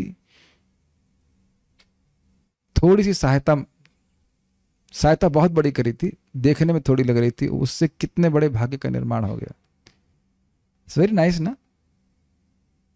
मैं इसलिए बोल रहा हूँ कि मैंने बताया था वो प्रभुपाद जी का फोटो जो मेरे लैपटॉप पे, उसको मैं देख करके बार बार यही स्पिरिट मन में होता है कि समझ गया ना मैं क्या कहना चाहता हूँ कि प्रभुपाद जी के हृदय में थोड़ा सा, उनका हृदय ऐसे बहुत बड़ा है, सभी के लिए उनके पास स्पेस है। क्या 1 BHK बोलेगा, तुम 2 BHK 3 BHK सब तुम्हारे लिए है space, I have space for you. और वहां थोड़ा सा स्थान मिल जाए कि कुछ हम प्रभुपाद जी की सेवा में कर सके तो निश्चित वहां पे भगवान की प्राप्ति करेंगे। ये कुछ भावुकता की बात नहीं है, we have to understand this points. लेकिन क्या है, सर्वात्मा सारे मनोयोग से भगवान की सेवा कर, अब दिनों रात उससे और कुछ नहीं, केवल कृष्ण की सेवा ही सुझाती है। एनीवे ये बहुत अच्छा श्लोक है, इसको तो अब अलग से पढ़ाना पड़ेगा, बहुत सुंदर से टीकाएं इसके ऊपर हैं। तो जब हम लोग 11वें स्कंद पे पहुंचेंगे तब आप लोग सीख लेना। ओके, व्हाट शाश्वत जीवन है, शास्त्र पढ़ते समय सोचे कि शाश्वत जीवन है। This is very nice. ठीक है,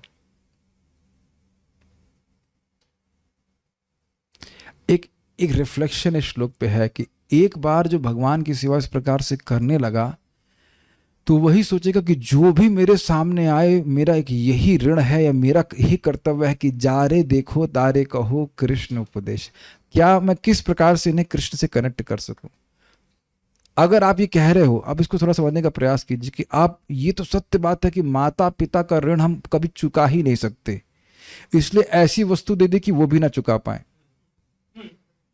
ये बात सत्य है, माता पिता का ऋण आप नहीं चुका सकते हो, ये समझ में आ रहा है। लेकिन अब ऐसी वस्तु दीजिए कि वो ना चुका पाए। क्या है, भगवान श्री कृष्ण की भक्ति, भगवान का प्रसाद दीजिए, उनको जप कराने के लिए दीजिए। अब इससे बड़ा क्या उपकार आप किसी पे कर सकते हैं। तो कुछ सोल्यूशन दिख रहा है आप लोगों को? ठीक है, will not dilate much on that, will take questions now. Shrimad Bhagavad Gita की जय, श्रील प्रभुपाद की जय। कृष्णा। श्रीधरी श्लोक का लिंब समझाइए। अरे बाप रे, कॉल पढ़ा था, चलिए बताइए। प्रभु जी, भगवान कहते हैं इसमें कि यद्यपि, अर्जुन से कहते हैं, यद्यपि तुमने ऐसा कहा था कि जो है अगर हम ऐसे आतताइयों का वध करेंगे तो ये उचित नहीं है कि हम धृतराष्ट्र के पुत्रों या उनके मित्रों का वध करें, तो इस पे भगवान कहते हैं कि जो है सुख दुख में समत्व हो। मैं सम होने का प्रयास कर रहा हूँ, कोई भी उत्तर दीजिए। आप बताएं रामकृष्ण प्रभु। गुरु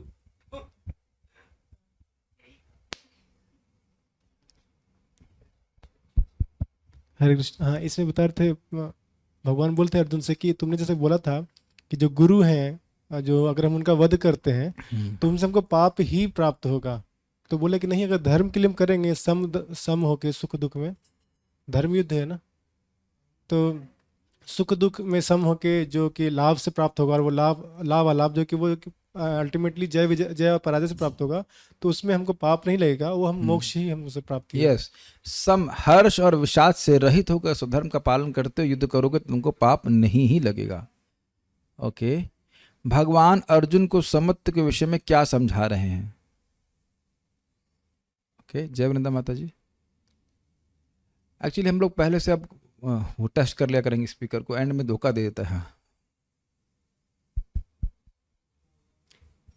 अर्जुन युद्ध नहीं करना चाहते थे, तो भगवान बता रहे हैं कि आप युद्ध कीजिए, और युद्ध से जो भी मतलब जय या पराजय हो, उससे जो लाभ और अलाभ हो, और उससे जनित जो सुख और दुख है उसमें आप सम रहिए।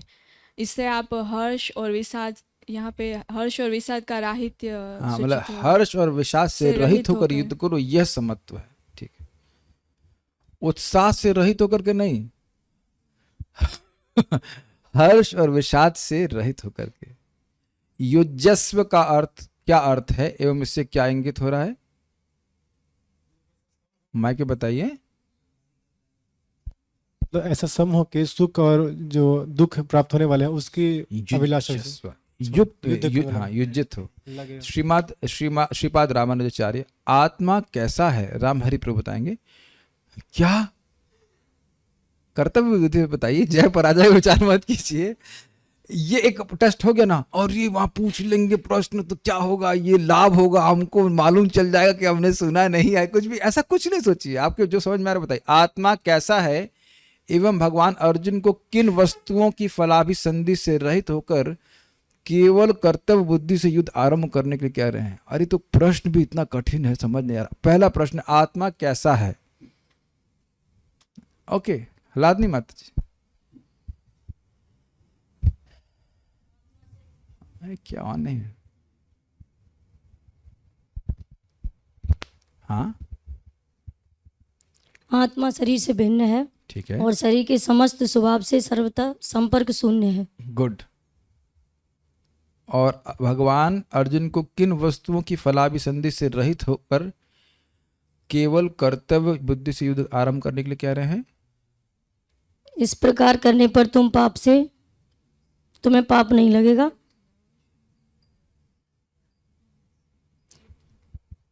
युद्ध में अवश्य होने वाले शस्त्र पात आदि जनित सुख दुख, धन आदि पदार्थों की लाभ हानि और जय पराजयों में बेकार रहित रहकर तथा स्वर्ग आदि की फलाभिसंधि से रहित होकर केवल कर्तव्य बुद्धि से ही युद्ध का आरंभ करो। और ना समझ में आए तो लादनी माता जी से पूछ लेना, और वो पढ़ करके बता देंगे। कई बातें आपने प्रयास किया, this is very good. No, समझ में आ रहा है ना आपको बात? सुख और दुख क्या अर्थ लिया गया? देखिए, कोई बात नहीं है, ऐसे मजाक नहीं करना चाहिए, ठीक है। सुख दुख क्या था? शस्त्र वध चलाने से दुख मिलेगा, उसमें सम रहो। और धन पदार्थ के प्राप्त होने से जो राग और द्वेष होगा उसके प्रति, उससे भी मुक्त रहो। हर जगह जो राग और द्वेष के कारण उपस्थित है उससे तुम बच जाओ। जय के प्रति राग और पराजय के प्रति द्वेष, वहीं से पकड़ना शुरू करिए, और उससे जो आगे जो प्राप्त वस्तुओं में राग और द्वेष को कारण नहीं होना चाहिए, और स्वर्ग के प्रति राग भी तुम्हारा नहीं होना चाहिए। इस प्रकार के कर्तव्य पालन का क्या परिणाम होगा, एवं अब भगवान किसका वर्णन प्रारंभ कर रहे हैं? कौन बताएंगे? अनुष्का माता जी वाले से। यस। इस प्रकार युद्ध करने से पाप नहीं लगेगा। मतलब पाप मतलब संसार के दुख, और मुक्त हो जाएगा वो। हाँ, मुक्त हो जाएगा, वो मुक्त हो जाएगा बस। मुक्त हो जाएगा, ये बात, इस तरह से मुक्त हो जाऊंगा मैं, बात।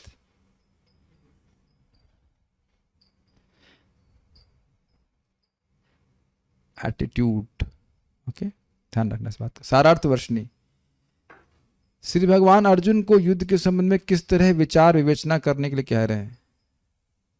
क्या पढ़ा था मैं, तो याद ही नहीं आ रहा है कुछ। यहाँ भी डिवोटीज बोल सकते हैं, but I am just will see that. I am not happy कि मैं इसको नहीं करा पा रहा हूँ हम लोग को क्वेश्चन। क्या कर रहे हैं प्रश्न?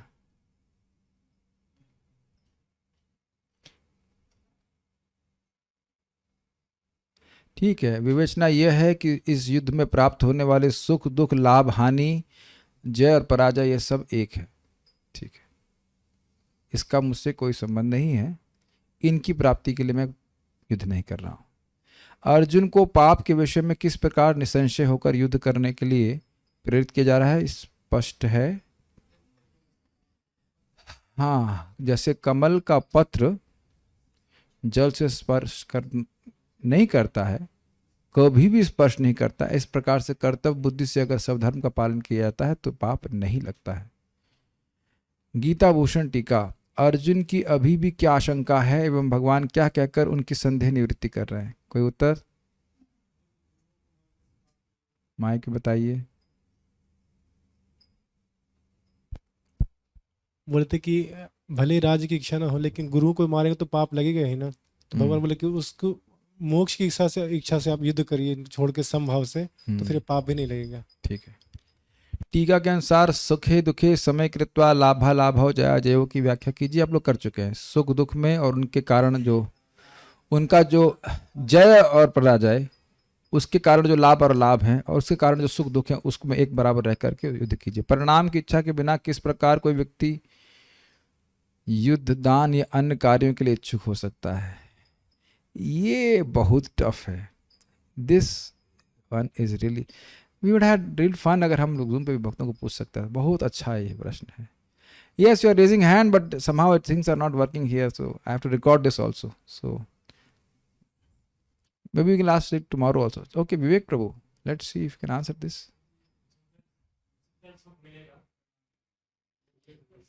देखिए, क्या आप कह रहे हो कि मोक्ष और सुख मिलेगा तो युद्ध कर सकते, सही बात है, लेकिन उदाहरण क्या दिया जा रहा था? जैसे कोई व्यक्ति का राज्य की प्रति छीन लिया गया तो राज्य की अत्यधिक आसक्ति हो तो वो प्राण जो अत्यधिक प्रिय हैं इसलिए प्राण भी त्याग देता है। आपको समझ में आ रहा है?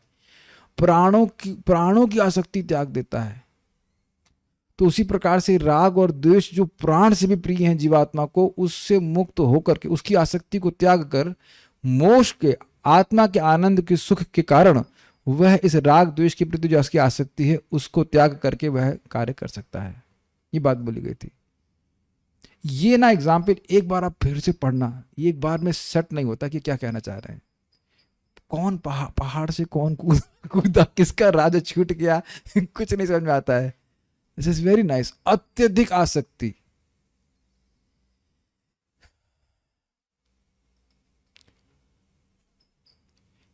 आप इसको भक्ति के कंटेक्स्ट में देखें तो बहुत इजी है ना, कि जो भगवान कृष्ण की कथाओं को सुनता है तो कथा सुनने की इच्छा तो नहीं जाती है और बाकी सारी इच्छा समाप्त होती जाती है। श्रील प्रभुपाद तात्पर्य श्रील प्रभुपाद प्रस्तुत श्लोक की को भक्ति संपादन के संबंध में किस प्रकार संबंध करने के लिए अनुदेशित कर रहे हैं? नाइस हिंदी। बोला जा रहा है कि हम ही हिंदी कठिन बोल रहे हैं।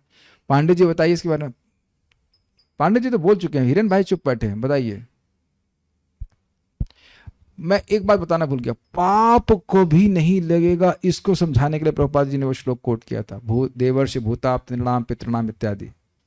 अब बताइए। तो प्रभुपाद जी बता रहे हैं कि कृष्ण भगवान की इच्छा है, इसके लिए युद्ध करना है भक्ति के संपादन में संबंध में। ये भी है। और ने बताया कि जो व्यक्ति पूरे सब कर्म से, मन से, वाणी से भगवान की सेवा में लग गया, वो अब किसी की प्रति ऋणी नहीं रहेगा, कोई उसको पाप नहीं लगेगा। ये बात प्रभुपाद जी समझा रहे थे। ठीक है, दोनों बात। प्रस्तुत श्लोक में श्री कृष्ण ने अर्जुन को अप्रत्यक्ष रूप से क्या संकेत किया है? क्या संकेत किया? हाँ यही कि भगवान की प्रसन्नता के लिए से युद्ध करना चाहिए। इस श्लोक संबंध में श्रीमद् भागवत से कौन सा श्लोक उद्धृत किया गया है? वह है 11वें स्कंद का श्लोक उद्धृत किया गया था अभी, देवर्षि भूताप्त नृणाम पितृणाम। ओके, उम्मीद है कि आप समझ में आया होगा। कुछ क्षमा कीजिएगा कि हम आज प्रश्न आपको नहीं बोल पाया।